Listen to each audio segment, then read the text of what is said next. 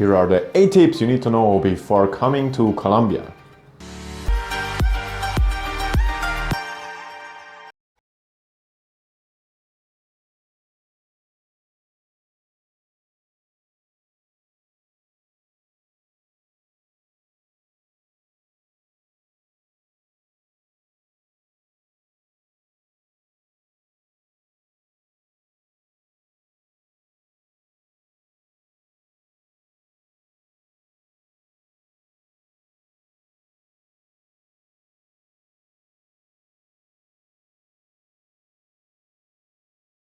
Welcome to How to Expat. My name is Sam, and at How to Expat we help expats relocate. This video I'm going to share 8 tips you need to know before coming to Colombia, especially when you plan to stay longer term. So the idea is you have a lot of tourists, of course, coming to Colombia and that stay for 1 or 2 weeks. But if you want to stay longer, like let's say for a couple of months, you need to know some additional stuff. So this video we cover 8 tips. So if you're just a regular tourist, of course, you're gonna stay in an Airbnb, a hotel or hostel or whatever. But if you wanna stay here longer term, you probably wanna have your own little apartment. So one of the most important things, of course, is that you feel comfortable. So one of the things I struggled with wrapping my head around when I came here, that Colombia is very, very modern. So no matter what you need to have to feel comfortable, you can get it here. So if you go to a mall or a store or whatever, there are many very modern shops or stores around. So you can get everything from a TV to I don't know what else you need to kind of amenities in the kitchen or whatever. You can get it here. So you don't have to bring everything from back home here just to feel comfortable. Then the other thing, don't really worry too much about Wi-Fi. As I said, it's very modern. You have a lot of spots that offer free Wi-Fi, a lot of restaurants that offer free Wi-Fi, very modern co-working spaces, everything like that. So don't worry about not finding the amenities you're used to from back home. You'll find everything in Colombia. It's very, very modern. So one of the important things to know, especially if you want to stay long term here and immerse yourself a little bit more in the culture than the normal tourist, is dress accordingly. Colombians like to dress themselves very, very nice. So for men that means having like a nice t-shirt or a polo shirt or a button-down shirt even, and most of the time that means no short pants, so no shorts. And for women that means just, not walking around like a hobo. So Colombian women especially like to dress very, very nicely. So make sure you're on point, you dress accordingly so that you not stand out as the tourist here. Then the next point, which I think is probably the most important point here, come with an open mind. That means really two things. So it's very, very important. Like Latin America, Colombia is a different culture than what you're used to from the US, Canada, Western Europe, whatever. And be sure to take that in with an open mind. Things are probably not that like you're used to from back home. But I think what's even more important is don't watch too much news about Colombia. Don't try to find out every little detail what you can beforehand. It's very, very good to research, but it can be overdone. So I had the same thing when I came here to Colombia. I had a completely different view of what Colombia is really like, and I was so surprised in the first couple of weeks. Actually, I had to just wrap my head around how reality really is and what I think how it was before I came here. So make sure to do a little bit of research, but don't go into every detail. And I think a very important thing too is don't get crazy what people say on the Facebook groups. So a lot of people on the Facebook groups are just hypocrites, to be honest. And they're gonna spread their little messages and worry a lot of people out there with misconceptions or whatever. So take caution when getting advice from other gringos or even Colombians abroad. Just come here by yourself and you will enjoy your time even more without having to adapt first your mind to your misconceptions you got from all the research you've done. So one of the important things, of course, if you're a tourist and you're here for 1 or 2 weeks, learning Spanish just for that trip may be a little bit much to ask for. But if you stay here for 1 month, 2 months, 3 months, or even more, or a full-time expat, make sure to at least know a little bit of Spanish. So it's very, very important for two things. Of course, first to communicate, so you will have a way better time if you speak Spanish here. You're able to immerse yourself even more.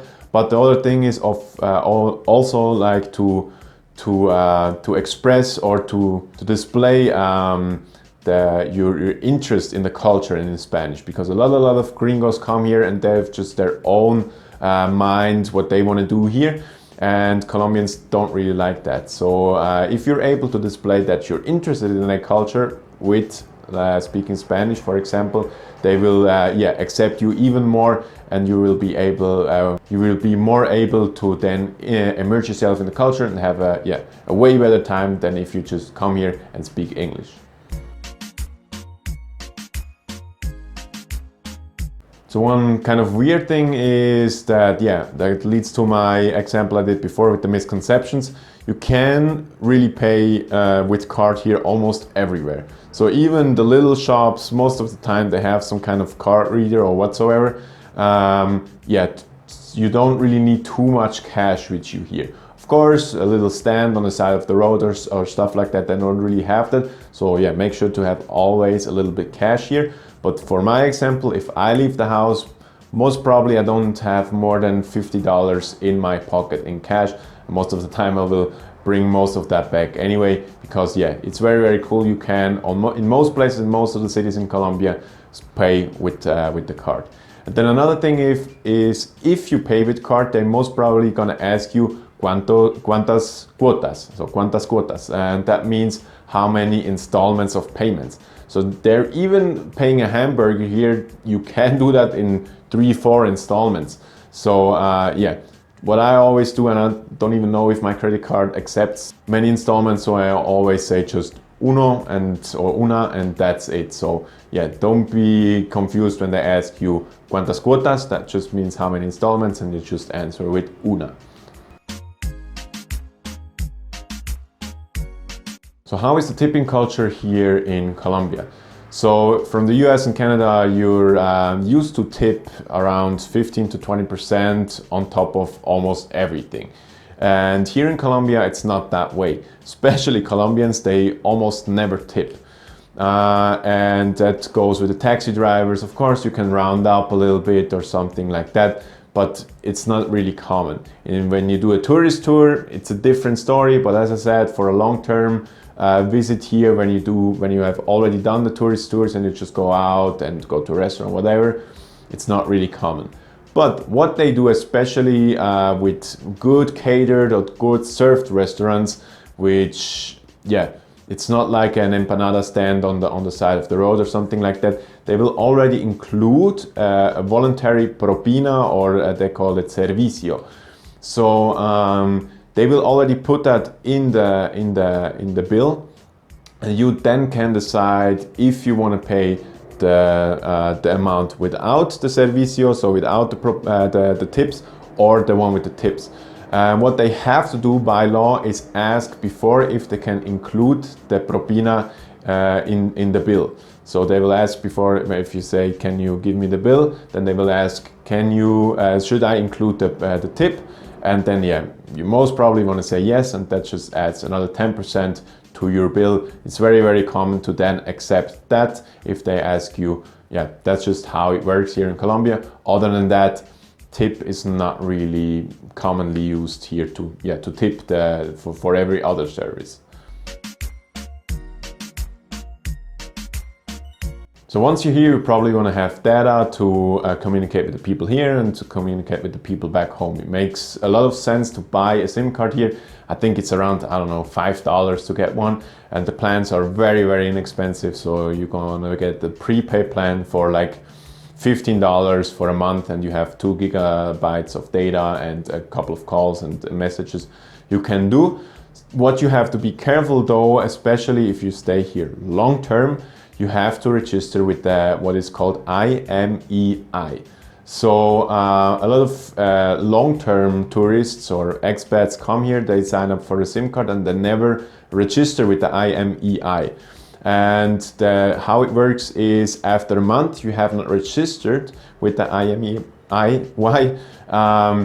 then your SIM card gets blocked. So make sure if you stay here for more than 1 month to ask the people where you buy the SIM card, can you register at that point my IMEI. So I will link something down in the info box below where you can see how that actually works. But yeah, this is surely a tip. A lot of people are just surprised after 1 month they get their SIM card blocked because they didn't register it.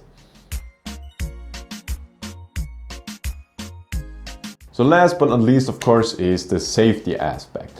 So we did a whole video about safety, so make sure to check it out here if it's available, or it's linked down below also. But just short here, it's kind of it kind of wraps into the whole point I made with the misconceptions and not believe what you hear most of the time. Is don't get freaked out with what you hear about safety from the mainstream media, from, I don't know, Uncle John, who has been here in Latin America 10 times and now how the deal is here in Latin America. Come here by yourself. It's not too big of an issue safety wise, but make sure to be cautious, make sure to check or be aware of your surroundings, everything like that you would do in a normal city if you come to a Colombian city. And yeah, make sure to stay on a beaten path if you don't know better already. And yeah, you're gonna be fine, so don't freak out about what you hear when you do research about safety. Just trust your trusted sources, like hopefully How to Expat and other blogs out there that do a good job telling it how it is here. So yeah, that was pretty much it about this video, about the 8 tips you need to know before to come to Colombia. So make sure if you want to find out more about Colombian life as an expat, check out our website. We have a lot of great info there, free country test and much more. So make sure to check it out now.